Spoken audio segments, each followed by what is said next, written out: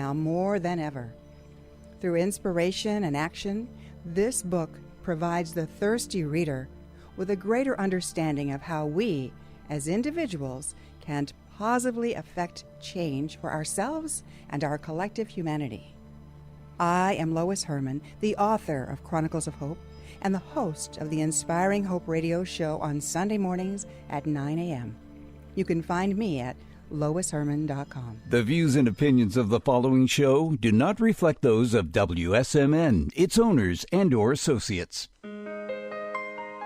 Welcome to Inspiring Hope with Lois Herman, a leading expert in professional coaching, clinical hypnosis, and energy clearing. Lois is an award-winning author of Chronicles of Hope. She has decades of experience in advanced hypnosis techniques, has conducted highly effective success coaching programs that have helped clients discover ways to achieve success, empower themselves, their families, as well as holistic practitioners to expand their practices. Get ready to be empowered with your host, Lois Herman. Good morning and welcome to Inspiring Hope. I am your host, Lois Herman, and I'm here to inspire you with positive messages and celebrate everyday people who are making a difference in our world. When we focus our thoughts and energies on truth, honesty, and integrity, we create powerful shifts that cause us to be more positive and peaceful. As we lift our energy, we empower everyone around us. If we each do what we can to make small shifts in awareness, we create ripples of hope. Join us as catalysts for positive change for our families, our communities, and our world at large. I hope you are inspired by today's show. And today I'd like to wish you a happy Valentine's Day. I hope you are embraced by someone you love. What does it mean to have someone special in your life? How do you know who to trust with your heart? With so much confusion, misrepresentation, and deception in our world today, we must learn to honor our truth. When we trust the knowing in our own heart and mind, we celebrate those with a sense of integrity who allow us to be ourselves and to feel safe with a sense of trust in their presence. There are many in our world who live by codes of ethics that are dedicated to truth, honesty, and integrity. Many who choose lives of service to others based on the intention of doing good for their fellow man. Today we're going to talk about the importance of celebrating those who honor the truth as we shine the light on our veterans and those who struggle with mental health issues. In a few moments, we will hear from James Cline, a celebrated military man who now serves others through his dedication to our veterans as a mental health professional and advocate for those who struggle with health challenges and mental stigma.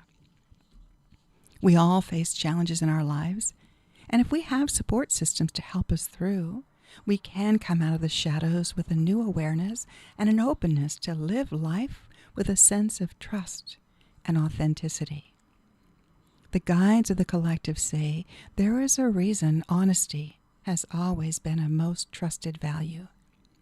When we are true to ourselves and open to assistance, we can break free of limitations that we place on ourselves and soar to new heights of awareness, health, and acceptance. Please help us share these messages with the world. Watch the videos on my website or YouTube channel. Website is loisherman.com. And join our Hope community for support and inspiration at chroniclesofhope.net community. You are listening to Inspiring Hope with Lois Herman at WSMN 1590 or 95.3 FM.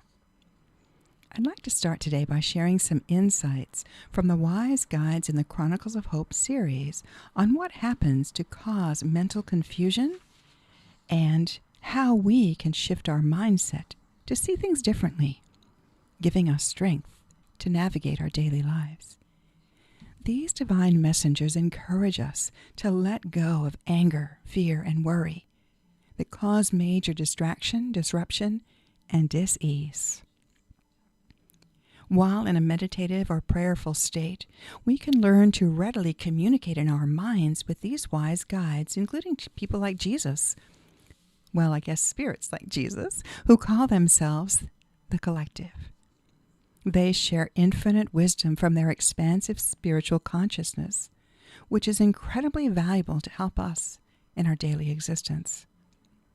I was honored and humbled to experience fascinating conversations with these guides, and I'm pleased to share some of their insights with you today.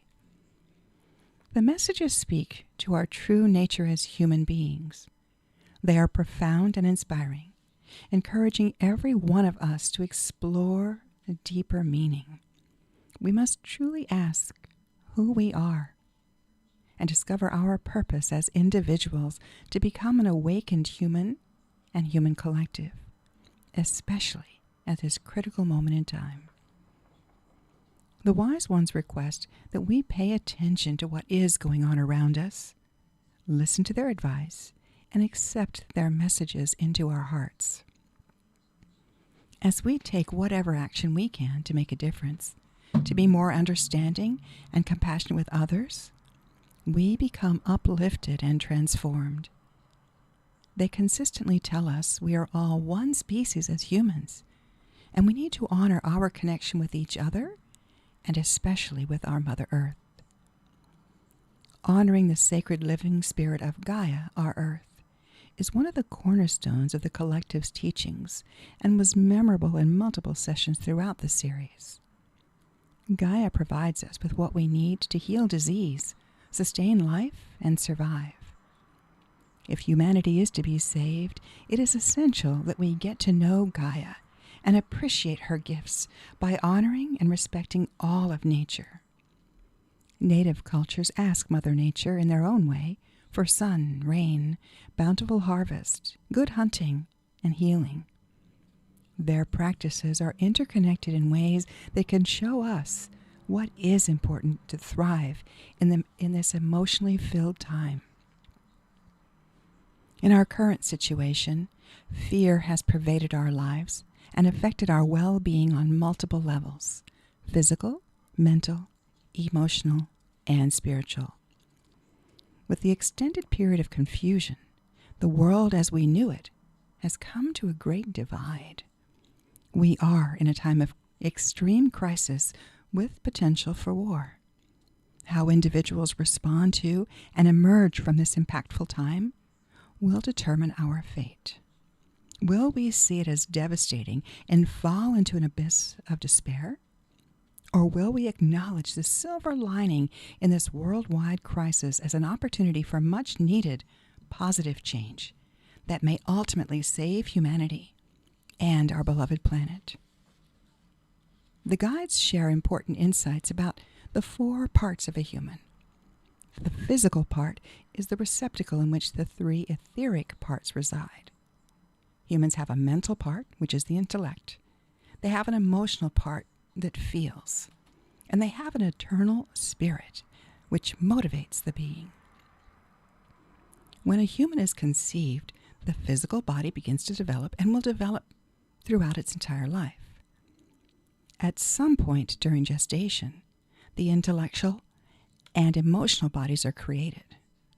And before birth, the spiritual body synchronizes with the physical and joins together with the other parts to create the whole person. The timing at which this happens varies depending upon the individual. The spiritual part is fully formed and developed when it enters, even if it's a brand new spirit having never been in a body before. In and of itself, it is complete, and it will learn as the human develops. Most of the changes that happen to a spirit occur at the end of the physical life, when the physical vessel is broken. As the body expires, the physical being reviews the mental and emotional experiences and keeps the parts they choose to grow. This is how all spirits develop. Whether a new spirit or a very old spirit, the mental and emotional parts of an individual are new for each incorporation. These parts develop as the individual develops independently of the spiritual body. Adverse conditions in human life can cause damage to the mental and emotional parts of the body. This creates a poisoned effect that incites an almost inescapable conflict between the nature of their spiritual self and the nature of the individual self. This inner dissonance can cause damage to the individual, resulting in self-loathing and hate. Many humans become insane from this inner struggle, which is prevalent in our society today. It is this internal conflict that manifests as mental dis-ease. Additionally, our technological environment causes individuals to develop under too much pressure, which can also produce inner discord, resulting in misdirected anger. People don't really know why they're angry, and so they direct their hatred at unrelated targets, including humans, animals, or our planet. To exist in a world that is bombarded with chronic negativity, many live their lives with extreme fear and develop strong coping skills to numb their emotions. Making ourselves emotionally numb can lead to destructive behaviors as we try to avoid underlying feelings of sadness, depression, anxiety, anger, and hate. Some reach for substances to ameliorate their pain, which causes additional health issues on all levels: mental, emotional, physical, and spiritual. Many people struggle with increasing health issues based on what we're facing in today's extreme confusion. All parts of our bodies are essential to sustaining life. It is very important that we take care of our vessel to sustain health and gain experience in this life. Jesus tells us there is a cure for every disease, and the cure is unique to each individual. There are many who have healed themselves from debilitating illnesses with natural remedies and mental shifts. Integrating medicine with holistic practices assists the healing journey. Many use wholesome lifestyle changes, body movements, music, toxic substance elimination, mindfulness practices, including hypnosis, and other energy balancing techniques to heal themselves.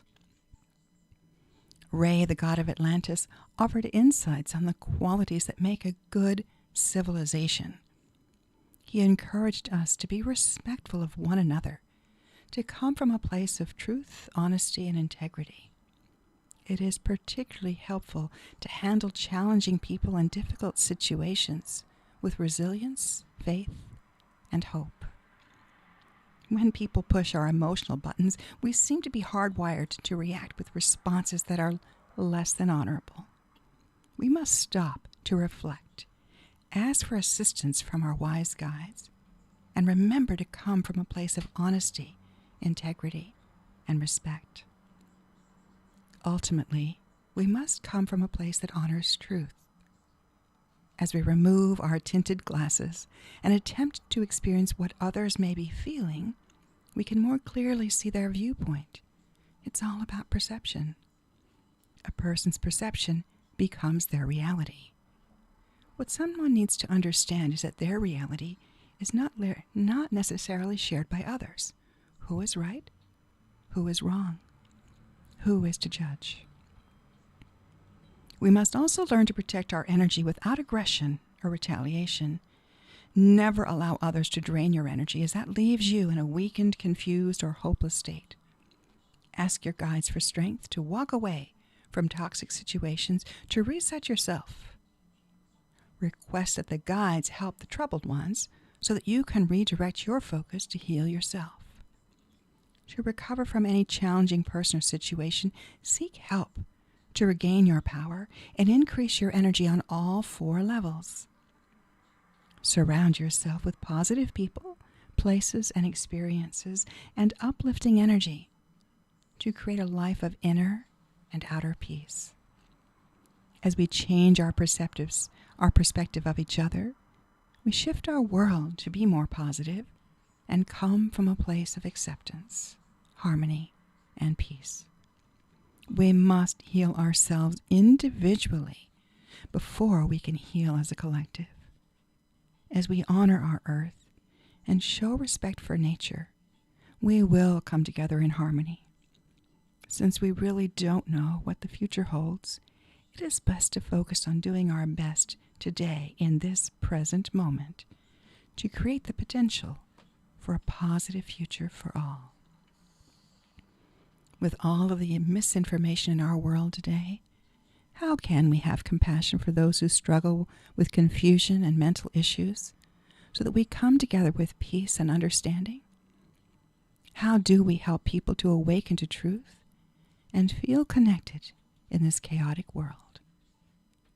You are listening to Inspiring Hope with Lois Herman at WSMN 1590 and 95.3 FM. And you can find me at loisherman.com. Be sure to join our community at chroniclesofhope.net community. Today I'm honored to be joined by James Cline, a powerful man with extensive education and military experience who honors truth and celebrates integrity as he shines the light on those who struggle with mental, emotional issues. Good morning, James. Welcome to the studio. Good morning, Lois. How are you doing? I'm doing well. I'm doing very well. So tell us a little bit about yourself. Well, I am a veteran of the Marine Corps in the Army. After my last deployment in 2010, I got into human services. Unfortunately, coming back from combat, a lot of folks in the public eye want to make it look like they're trying to help out veterans, but behind closed doors, they're really not. So after 117 interviews, I end up getting into human services through a friend of mine that was also in the military with me. And once I got into it, I actually just got into it to collect a check. And then going forward, I actually really enjoyed it, and it became my new career path. And I've seen the power of change when people get somebody that can just sit and listen, not necessarily empathize, but listen, find those resources and help them educate to get through and give them a sense of hope that they can get through whatever they're going through and get on to the next point of their life. So it is difficult to transition. I know I was I always called myself an Army brat. Right. My dad was in the military, and he struggled when he retired to find a job. And this was many, many years ago. It almost needs to, it seems to me there needs to be a process to help military to find a place when they're what is the word for it, when they're leaving the military. I mean, they're just transitioning out. So unfortunately, the military doesn't help themselves. You're going to hear this a lot, and I'm sure you've probably heard it from your father or any other veterans, called check the box. Unfortunately, when it was time to transition out, if you don't renew a contract or you're retiring, they set up what they call a transitional class. And basically you're just there checking the box. No one's actually following up. Like a lot of colleges, if you go to college, they'll help set you up with internships or jobs after, job placement, things like that. Military doesn't do that. That's unfortunate, because after Absolutely. you've given so much of your time, dedication, and your life in many situations, in many cases, one would think that seems like there's a need that's missing, that transitional opportunity.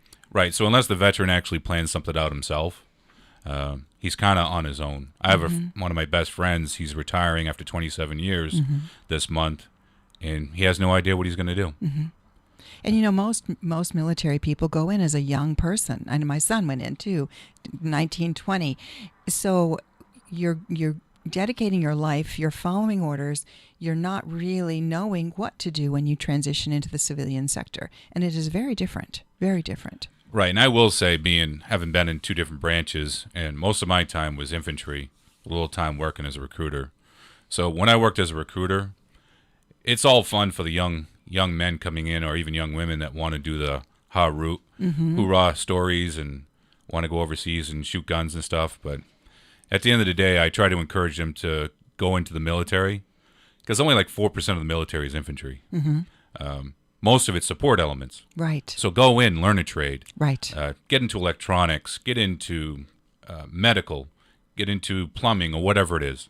That way, when you do have a come out, you do have a skill that will easily translate back out into the civilian world. Absolutely, a skill that's marketable, or a skill that you can expand on. I know that was what my son did. He went into radar repair, and then he is now in technology.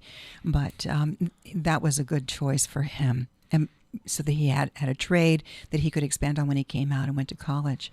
But it's so challenging, especially for people that have seen combat and have had a lot of trauma in the military. I mean, number one, you're rooted around.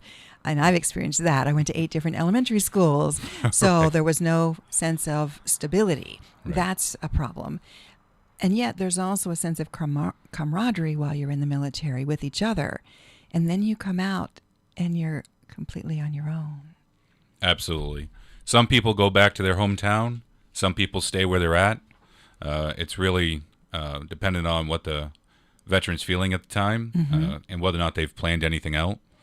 I know the military has started to get a little bit better. When you were a recruiter, you were just called a recruiter. Now they're called Recruiter Retention, NCO. Sure. So they work much more better to try to retain the individuals in Sure. For the long term. But again, there's not a whole lot when you transition out. Seems like a whole new field, a transition team, a transition NCO. Right. So if the military can get much better at that and, sit down, a year out, do you plan on staying in or not? Right. Okay, you strongly don't think you're going to stay in. So let's start developing a plan where you're going to go back to, what type of work you're going to do. And then, maybe every 3 months or so, keep on doing check-ins and stuff like that, and put out those resources so that individual can find those when they get back to where they're going, or have it set up ahead of time. And you're right, that is key, is having the resources, even down to medical care. Everything is taken care of while you're in the military, and then you get out and you have nowhere to look, and you don't really know how to find it. I mean, number one, you're trying to find a job, a livelihood. And if you had someone to be able to support you through that, is that kind of what you're doing now in your position now? Yeah, so what I do is I support a facility. I work for Human Services here in Greater Nashville, but a lot of their programs cover the entire state too.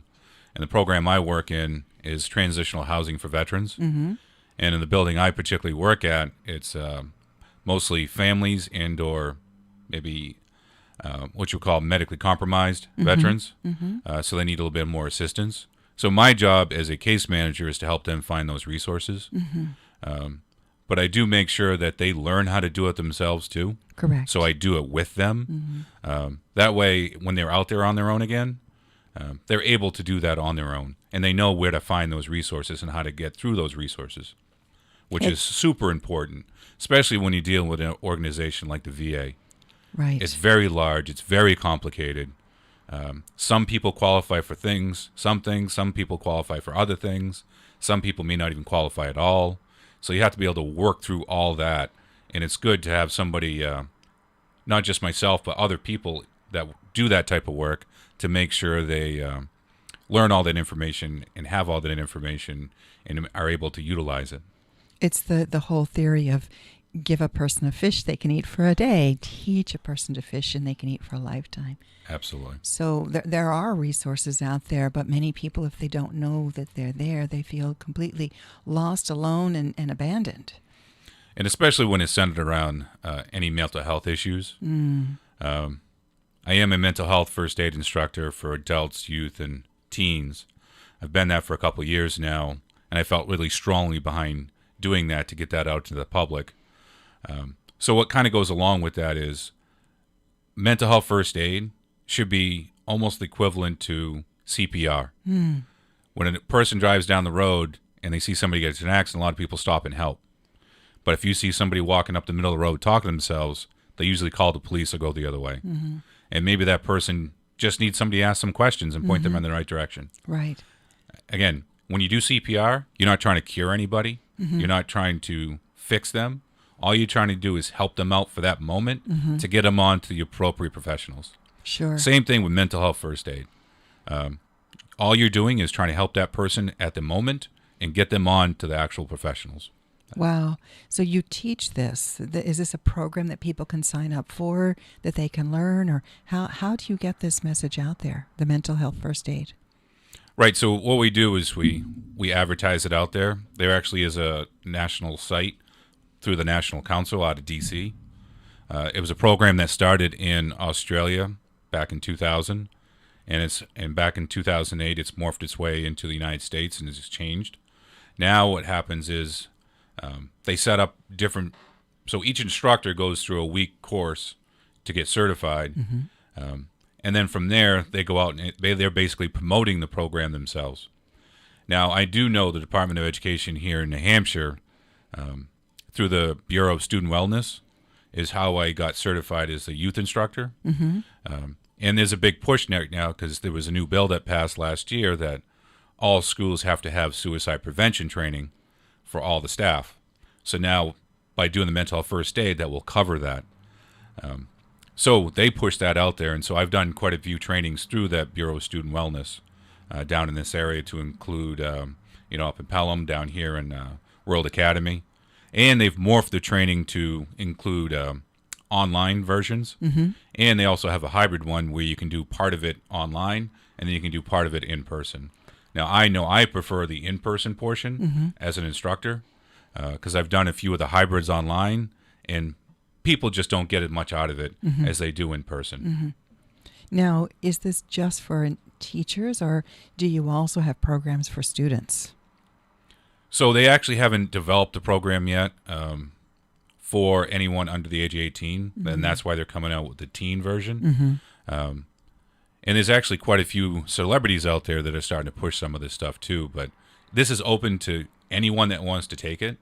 Generally, there's a small fee attached to it, but actually SAMHSA, through the federal government, actually puts out grants for organizations to put in for to help pay for those trainings. And a lot of times I will waive my fee as an instructor just to get that word out there to make sure it's open to anyone. And there's different versions they've set up for the religious community, specifically for the veterans community, especially for the police, fire, EMS, because they have to deal with a lot. Or medical community, yeah. Right. So there's a lot of those modules that are set up and people get specifically trained in that stuff. And usually it's people that are already in that like field, which is why I've been signed off to do the veterans, the first responders, the religious community, and also the youth and the teens. So. Wow. Now, how do they find this? Where do they look? Is there a specific website that people can go to? Yeah, find if you this? just go to mental health first aid and look that up online, it'll take you right to the website. And when you get on there, you can look up any trainings that are near your area. And you can open up to 50 miles or 100 miles or whatever it is. And eventually down the road, I'll start up a website to get that word out there so people can go through it right now. But if anybody wants to get a hold of me, right now I have an email set up. It's called Changing the Stigma, 3172@gmail. If they just email me, I can get back to them. Just leave a phone number or an email, and I can just respond back. That way we can get that word out there. And right now I specifically want to get it out there for the veterans. And I recently just did it for the VFW post here in Nashville 483. I did a training for them, and a bunch of other individuals from other posts came down and attended that mental health first aid training that was specifically for the veterans. It sounds like anybody could benefit from this training. Absolutely. So an example I will give is my most recent position before working with the veterans again was working at the crisis team. So I was managing that, and I supported an individual to go to the store because the staff was busy. So I took that individual to the store, and I'm glad I went with that individual because they had difficulty processing information when they were told. And I saw the cashier was starting to get frustrated, and she was actually escalating the situation. So I think any aspect of anybody's position, wherever they are, can benefit from the mental health first aid. Because I think if she had had this training, she would understand that their mind worked a little bit differently, and she could have approached it a little bit differently. And who knows what kind of mental health challenges she has. Correct. Right. You know, because working in the medical world, I don't know that we were specifically trained, but over time you tend to develop an awareness when someone is struggling, and there's an intuitiveness about helping them. But right now, as I was saying earlier, there is so much confusion going on between the isolation, between the COVID, between the vaccinations, don't vaccinate. There's so much misinformation and confusion and division that it's causing a lot more mental anguish. Are you seeing that? Are you aware of that? Oh, absolutely. I see it all the time, even where I work, and even in the trainings I do. One of the new statistics they put out for the youth mental health first aid training with the updated one was because of 2020 and all the isolation, the suicide attempt rate for teen females between the age of 12 and 24, it increased almost 900%. Wow. So it was suicide attempt rate. Correct. Wow. And did they give a reason? A lot of that is really, they seem to feel it's based behind social media and the isolation. An example they give is, a young lady takes a picture of herself and posts it, and immediately she starts to get feedback from people, also posting things. And eventually it turns from positive to negative, and you can just see her whole demeanor change. And you can just see that, she may attempt to do something because now she's become very depressed and doesn't like all the responses that are coming in. It's very true. I used to post on Facebook regularly. I've seen such vicious things on Facebook, even in my world. It's such that I now no longer I barely go on because I don't even want to deal with these people who are so negative. And, are they negative because they're hiding behind the isolation and they feel safe enough to, again, spew the hate? And I don't want to be around that. I need to protect my energy from people who are hate-filled. So I can see that. And I am trained in working with mental, emotional issues.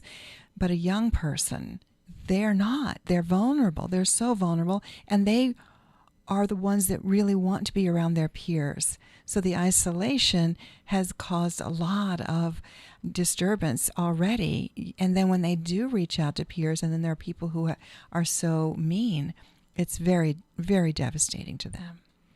Yeah, and I don't understand why people think it's okay to post things. And I think it's right. I mean, when people can make it impersonal and not be able to face that person, they're more willing to do things they wouldn't do if it was in person. You're exactly right. And again, all this, I understand the reasons behind the isolation too, but we got to find more creative ways for people to get together to get that social aspect. Because at the end of the day, the average person needs that social interaction. We're social animals. We want to be, what is it? Live, love, and belong. That's our basic, our drive. And if we don't have something to belong with, and, let's face it, as a teen, they don't want to have to be around mom and dad all the time. That's just not the great. They want to be around their friends. That's normal. And so pulling them from their friends is very, very destructive. Do you have recommendations that you present to people, especially for teens? Again, right now with the restrictions, it's really just trying to get creative. But I tell people, even the veterans that I work with, even if you just walk out of the building and walk around the building and get some fresh air, that's doing something. Mother Nature. Right. And if you can be somewhere outdoors, even in the cold, a lot of us up here, we live up here, we're kind of used to the cold. So even if you go somewhere in a park somewhere and you still got the distance between you, but you're able to interact, that's another way to get out there. I've had to, with gyms closing and all that stuff, I've had to change the way I do things. I never thought I would get into cycling, but I've gotten into it.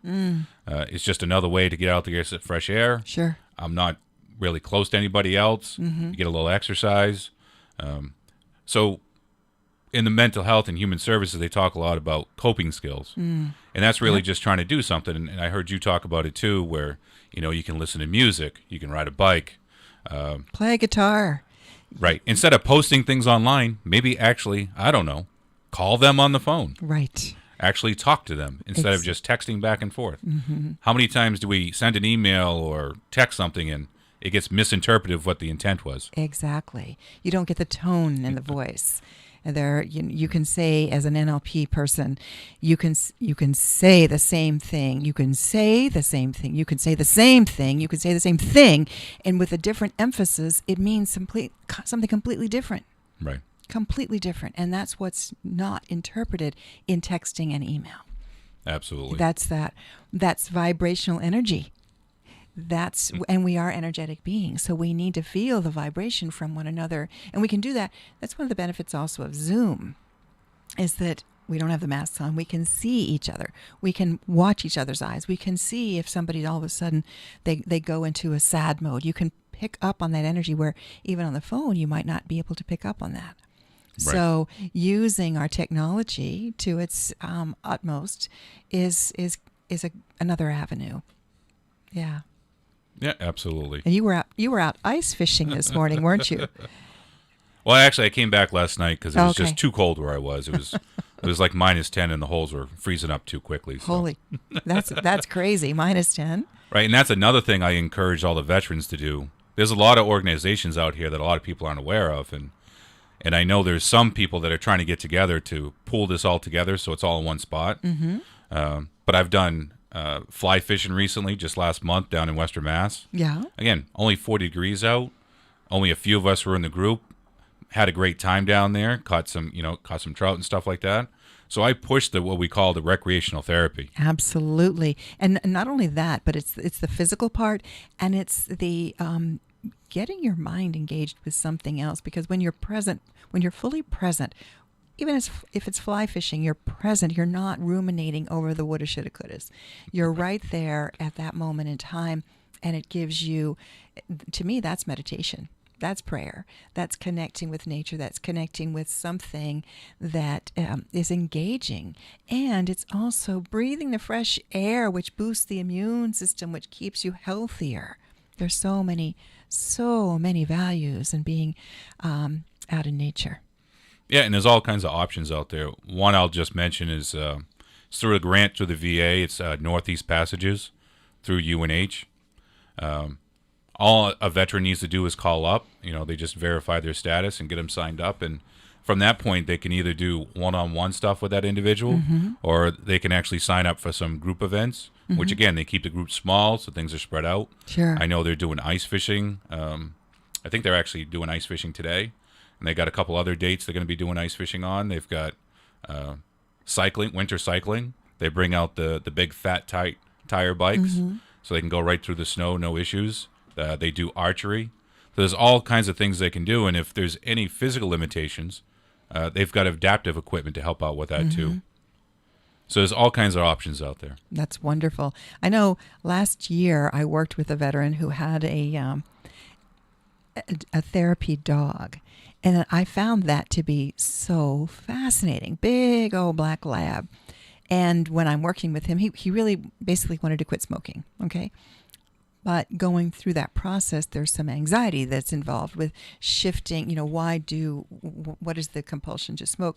And he would be in trance going through some of this, and the dog would get up and walk over and lean on him.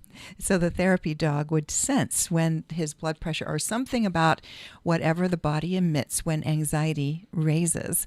The dog was so amazing it could sense it, and it would come over and just put his head or paw on him and to lower his anxiety. It was fascinating to me.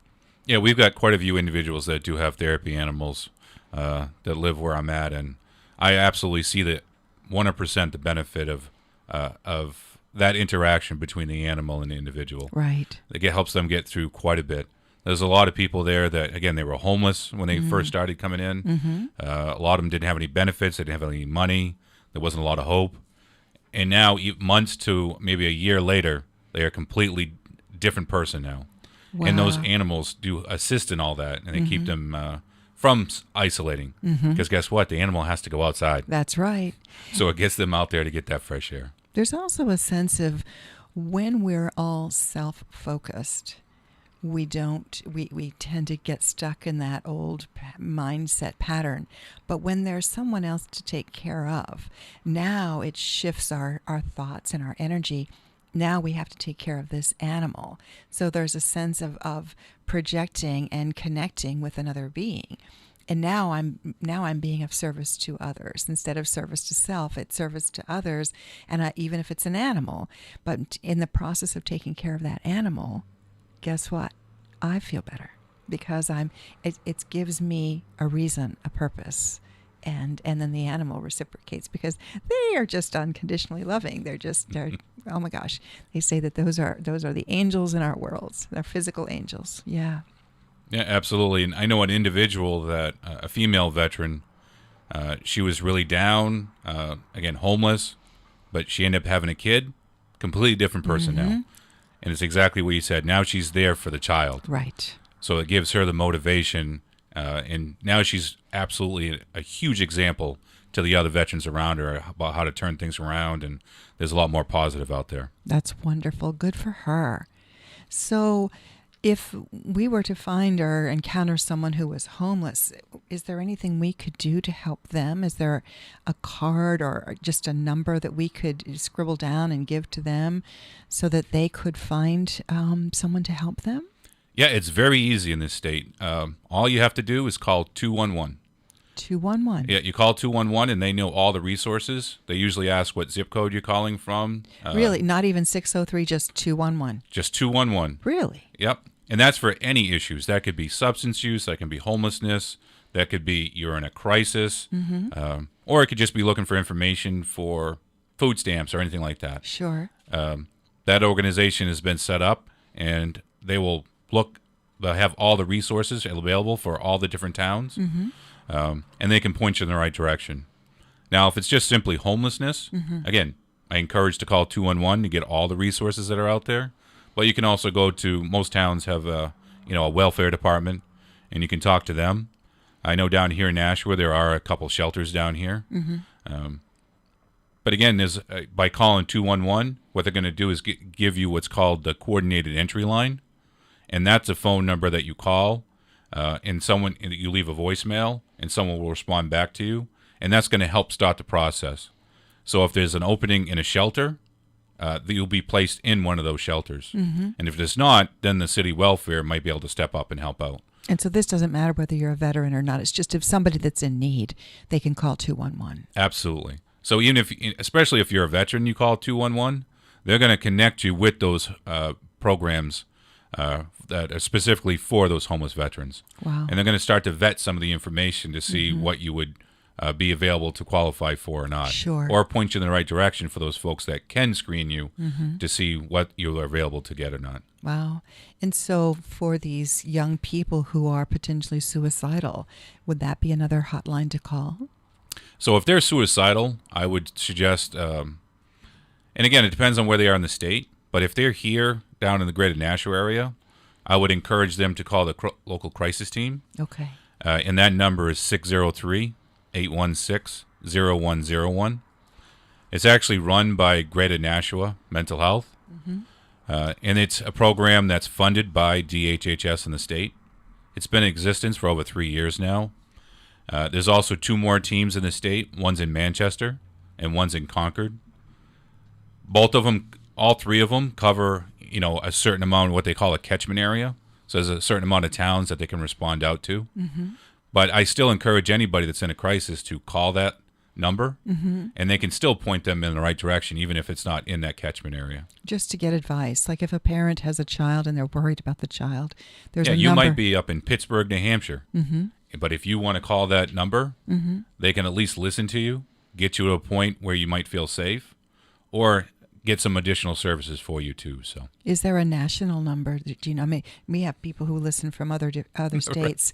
Is there a national number that there is a call? national suicide number? I just don't have that number on me today. So, all right. Wow. So you're full of great information, and right now there is a lot of crisis, and people are not really aware of it, and yet the division that's going on is causing more crisis. Just the elderly who are in if they have COVID. I have a good friend whose mother has been hospitalized and he can't see her, and that is devastating to him and to her. And that emotion, talk about an mental emotional thing. We've got a physical problem, but it's the mental emotional that helps boost the immune system that gets people well. So this whole isolation is really, really hard on that whole part, all parts of the being. Oh, absolutely. I'm working with a veteran right now. He's an older gentleman in his 70s, and his mother just passed away. But he wasn't able to go see his mother for the past year.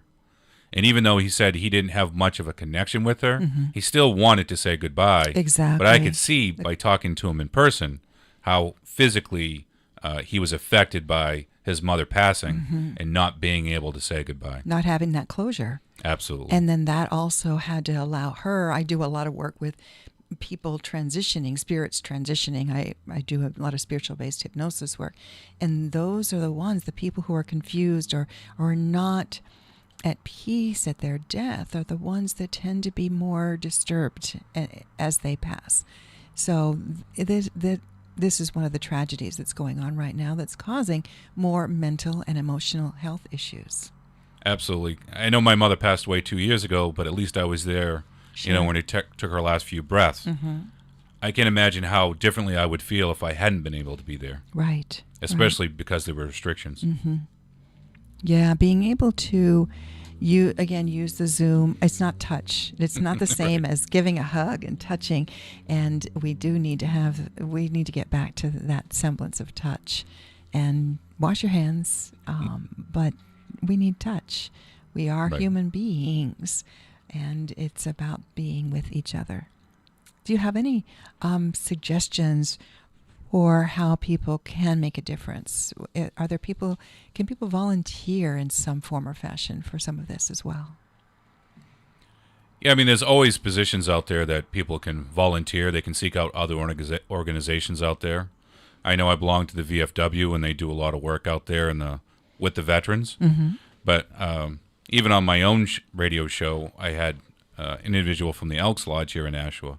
They just don't do stuff with veterans. They do a lot of stuff with the general public too. So there's a lot of organizations out there that you can seek out, volunteer with.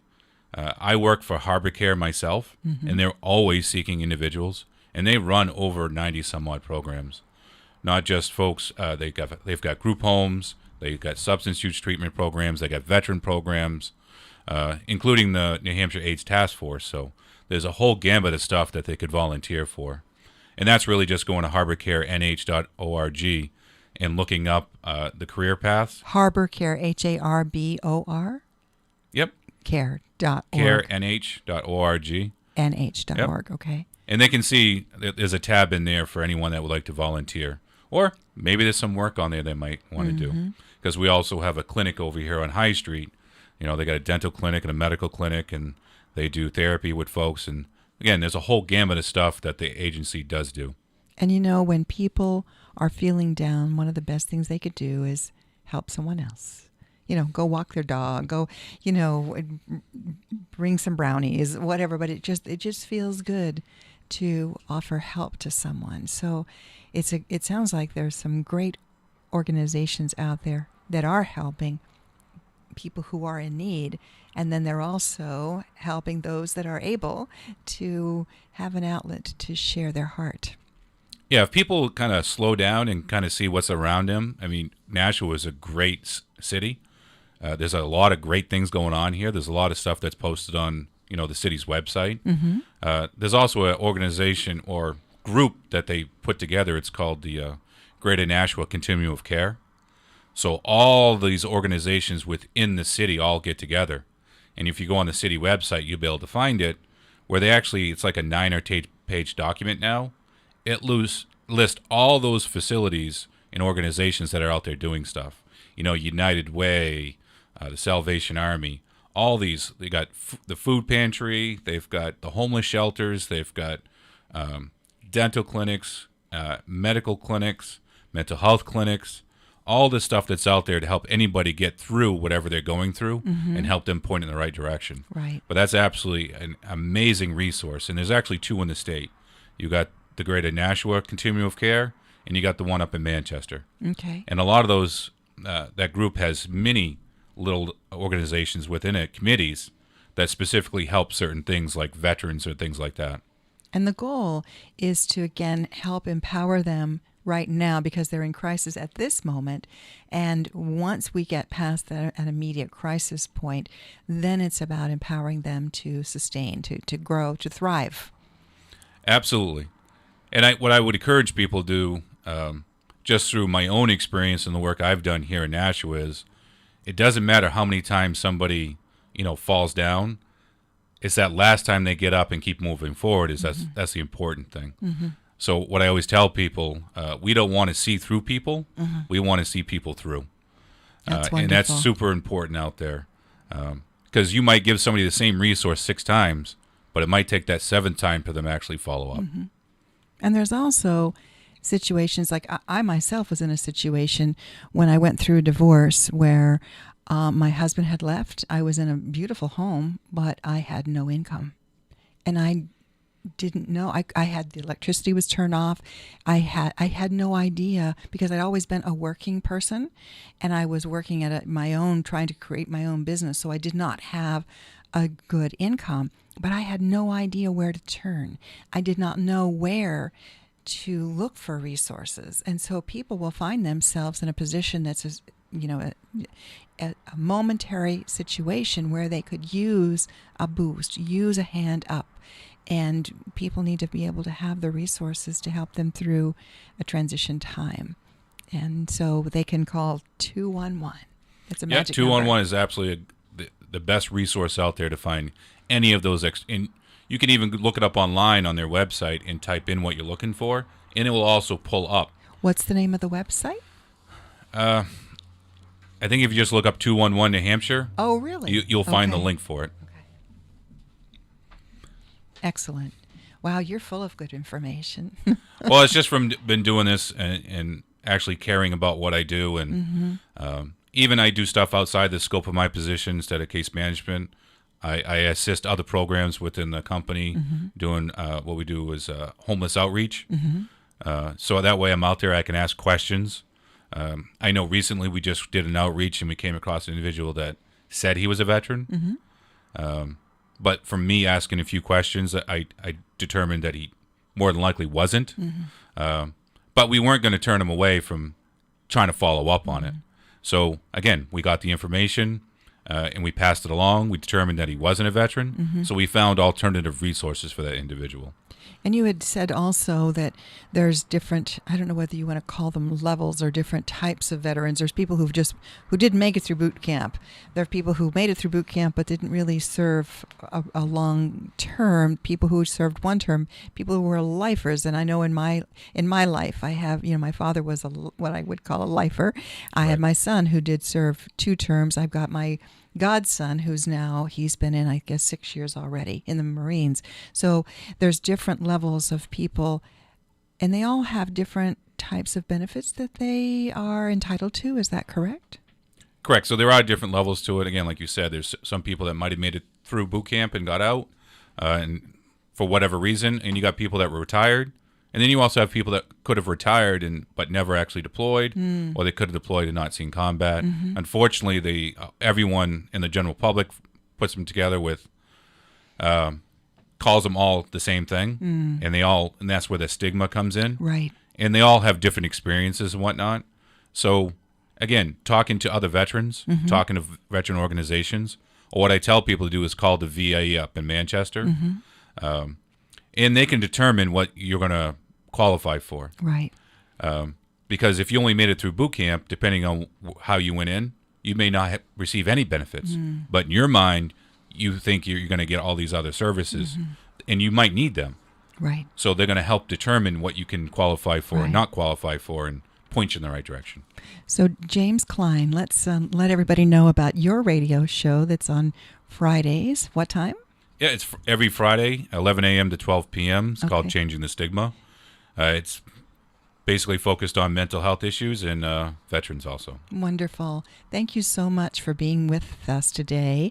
And I hope everybody learned a lot. I know I did.